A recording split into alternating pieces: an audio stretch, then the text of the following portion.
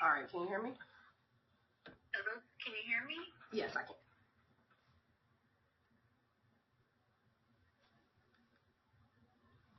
Yeah, I can hear you. Can you hear me?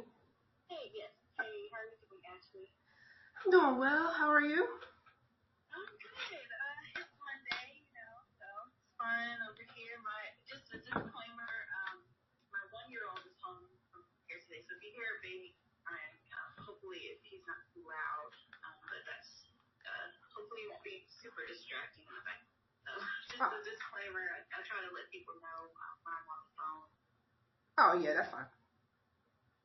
But thank you so much for chatting with me. I just wanted to be sure I did my due diligence and reached out to you just because I wanted to make sure the story was fair, and I want to be sure I don't mess anything up in the story about the origins of the posters, because everyone keeps saying that it was you, but I wanted to be sure we had you on record and kind of clear this information, confusion people. Okay. So anything you want to offer, and if there's something you want to say off record, let me know, and I'll make notes of it. I'll just be taking notes as we chat. So, do you have any questions for me before we get into it? When do you intend to publish the story? Probably later today or tomorrow morning. My deadline is for 2:30, and I've got a meeting at 1. So whenever my get this draft and then get it published, but if we don't do it by like 4 o'clock today, it'll probably be in the morning. But I can let you know beforehand and give you a heads up. Okay, no problem. When I know for sure. All right, no problem. Yeah, that's all the questions I have. Did you have a specific question, or you just want my perspective? Yeah, just both. Just whatever you want to offer. If you want to give a comment to some people saying, there's been a lot of strong comments. I've just been looking online. And I was able to talk to Mayor Williams a couple minutes ago just about his thoughts about it. And I wanted to be sure you had a chance to defend your position for the poster and kind of clear. So were you the one who created them, or was it someone else? I created the posters, yes. Okay, gotcha. And of course you had like the word social murder. And I know a lot of this stems from the critique that Williams and Councilman side or are in favor of a lot of elements that people are opposed to. Is that kind of where the background of it comes from? So for me, I ran as a socialist candidate, and I was very clear about having an anti-capitalist platform. I believe embracing capitalism is a right-wing ideology that is oppressive, is steeped in racism, patriarchy, and all the other isms that keep it upheld and running. And so I've largely used my campaign educationally to not only teach people about how our local government works, all the corruption and conflict of interest within it, but also about socialist principles. And social murder is a legitimate socio-political term that was coined by Frederick Engels in a work called The Conditions of the Working Class in England. And I have consistently reiterated that for me, the campaign was very much about class struggle and wanting to organize poor and working class people in Durham towards a working people's revolution in Durham. I think that Durham is the prime place to have that conversation because much like Atlanta and other cities that have Black leadership,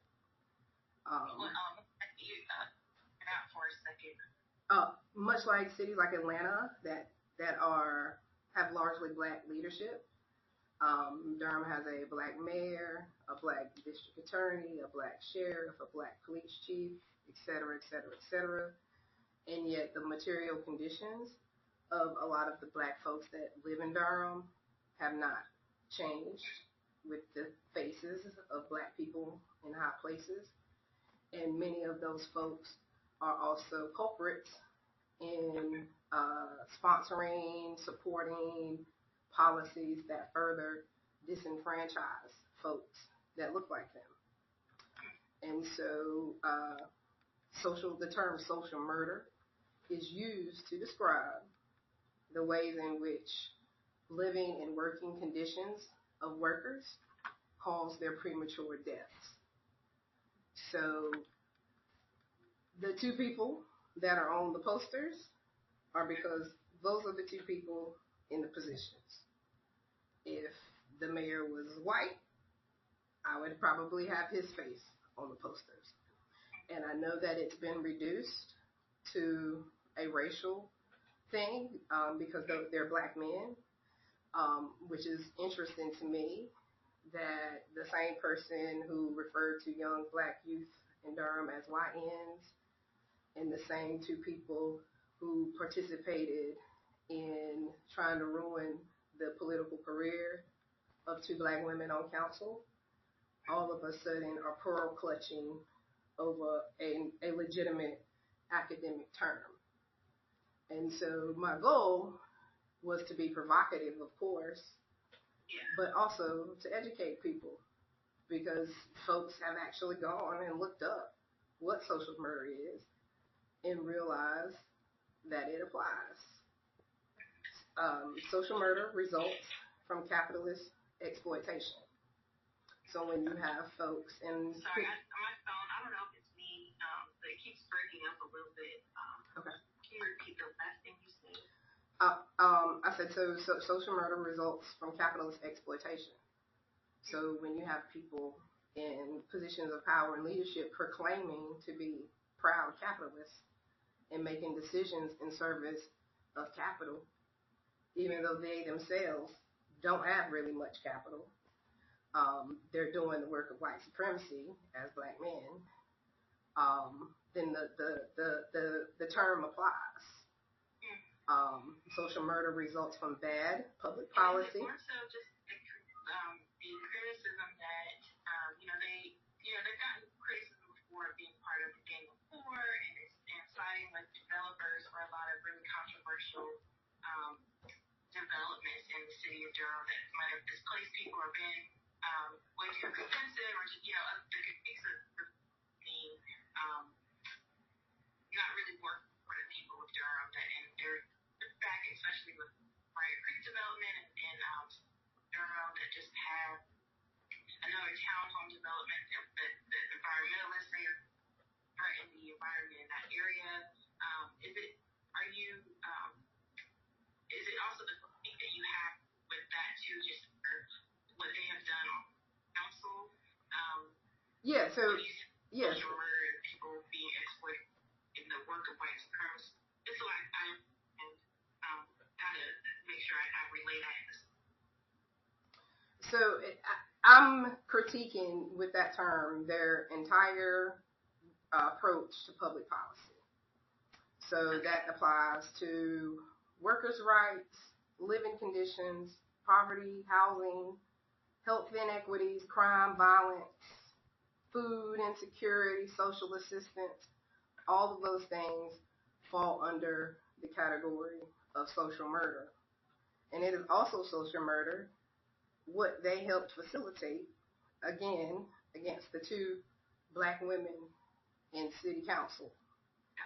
And I think that it's interesting to me the uproar that a piece of paper on a pole has caused, but not the plans that these two folks are conspiring with developers against poor black people in the city of Durham to their own personal benefits. When you look at their campaign finance reports, it's very clear, particularly for Leo Williams, it's very clear who Leo works for, and he doesn't work for black people. He elevated his political career. I would actually like this part specifically stated. Leo Williams elevated his political career off the backs of poor people and medieval terrorists, claiming that he fed the city and did all these things for those folks. When, if you talk to them, their interpretation of those events are very different. And then he turned around once he got elected and turned his back on those very people and hasn't done any real substantial work to help those people. He's more interested in being a figurehead and being acknowledged by more important people, bigger people, than he is actually helping the people who look like him. Coming up with real comprehensive plans for dealing with gun violence, getting really down into these communities and having conversations with the people most impacted. Not the people over at Leesville Road Coalition who you can solicit campaign donations from and appeal to their whiteness and their fear of black people and their desire for more police. So that is my issue with both of them. You don't get to I know, of course, you said that this conversation has been reduced to this racial thing, which, to talk to you, I understand your point of view for calling attention to this. And I wonder just what you would say to and to the middle saying, men being posted on a wanted poster, has this negative connotation. It's meant to have a negative connotation, but it doesn't look anything like an official wanted poster that the FBI or any official government agency puts out. In fact, the state fair will be here next week, and you can go to the state fair and they'll make a picture of you that looks just like that. And people do it all the time. I actually have one of myself as a child on one with my siblings that says "Wanted, Dead or Alive," that we took at Maggie Valley or someplace at a tourist attraction. You go to Myrtle Beach, you take the old time photos, they look exactly the same. I didn't darken their images and make them look menacing. I didn't do anything to change how they look. I didn't put that they've committed a crime on there. I referenced a social political term that I feel applies to their behavior and their actions as elected officials on this city council. And I'm sure if you asked some of the folks that's not in the bourgeoisie circles of these folks, they would agree that the conditions that they are living in, that these two have done nothing to address, qualifies them for the term social murder. And I know going forward, you have also been very outspoken just on your campaign, being anti-capitalist, calling attention to the conditions that a lot of Durham residents are living in. How are you going to continue that work? We're going to continue beyond. Do you plan to run for another seat on city council or another position in the city? I plan to continue to serve the city as I have since I moved to Durham in various capacities. Whether or not that will be in an elected position, I can't really say.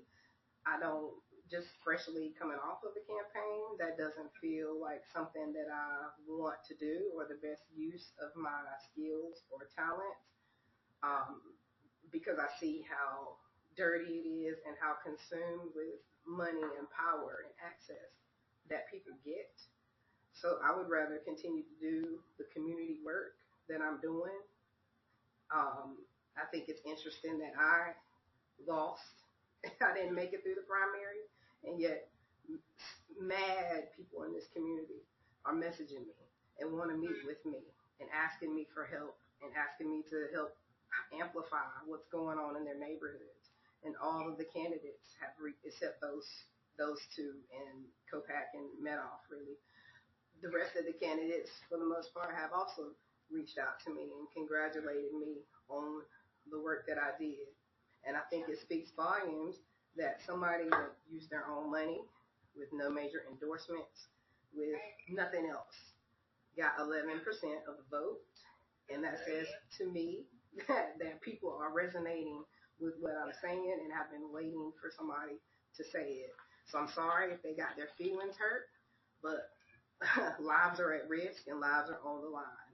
And all it takes is folks to go listen to some city council meetings and listen to how they talk to people and listen to how they talk to their colleagues who advocate for people. So if they want to get all upset about the poster, good. Hopefully it'll facilitate some self-awareness and some self-reflection and get off of your high horse, because these people that you're working in service to, as soon as they don't need you anymore, they will give you the boot, and you'll get that wake-up call, and you'll want to be welcomed back into the communities that you walked all over. And I hope people do not accept you back, because I find that behavior to be traitorous, and I don't think they have a place in our community if they can't respect the people who live here, who aren't wealthy and don't have money and don't have access. And that is how people feel. When I put those posters up, I was in the village. A woman in a wheelchair asked me about them and asked if she could take copies of them and wanted a picture of them to go viral, because she was just so disgusted and so upset with the ways in which they have led this city and treated its residents. A large part of the reason the city workers went on strike was based on the way that they were spoken to. Not just the technical issue of the pay, but also the way in which they were spoken to by those two men in leadership. And it's very telling that the two white people on the council, Nate Baker and Chelsea Cook, have been the most vocal people supporting the community, along with Deidreana. And I know that they can't say certain things optically because they're white, but I feel like as a community, Black people need to start calling out people who do things that are a disservice to us, and not do that respectability thing and want to have conversations in private. No, we need to be able to call our people out and say what needs to be said. And they do not tell the truth. Leo lied about the YN comment. He doubled down on it and said he wasn't going to apologize. And then when a brave young man who fits in that age group he was talking to asked him about it, he then lied and said he thought it meant youngins. So I have no regrets or no apologies for putting those bozos on a poster that applies to their behavior. Appreciate that, Ashley. And I know, it's a brave thing to speak out and to stand up for things that you believe in. So I applaud you for that. And I know, of course, people are going to be criticizing you for these posters, but I appreciate you just taking the time to explain a little more. So hopefully, if they read the story, they can understand where you're coming from. So, and I know, I'm pretty sure I'll have some follow-ups as the story is being edited. Is it okay to email you or just to text you at this number? Yeah, that's fine. I appreciate you reaching out, because, a lot of people just kind of run with their narratives, and that has been a big problem in this campaign. Very few publications have said anything about me other than the fact of where I work and what I do professionally, and not the massive amounts of work I've done in this community. And so I appreciate the fact that you even thought enough to even ask me about it, instead of letting Mark Anthony Middleton run with that narrative, because he's flailing in his campaign and he's trying to make himself a victim of something. And it's just catering to the bourgeoisie people who are out of touch with what else is going on in the city. So I appreciate it. Of course. Thank you so much. And like I said, I will let you know, of course, if I have any follow-up when the story's going to run, so you have an idea of that. And it'll, of course, we still have print newspapers still like that, but I'll let you know if you want to look out for it, like in the print version of the story too. Just if you're still like a newspaper lover, But thank you so much for your time, and I will be in touch. Ashley, I appreciate it. Thank you. Oh, can I ask you something? Sure. If you have access to any archives of the News and Observer, my mother's name was Nancy Robbins, and she was incarcerated in Raleigh, and she helped start lawsuits in prison about health care and sexual abuse and all kinds of things. And she was a fierce advocate for people in jail and prison, and that is where I get this from. I see. Okay, Nancy Robbins. Do you know what time frame I can look for just to narrow it down? I would say 98 to 2003, maybe. Okay, gotcha. Okay, thank you for that context. I'll look out for it. Try to plug some that this gives more context in the story. I appreciate it. Thank you. Thank you. Have a good one.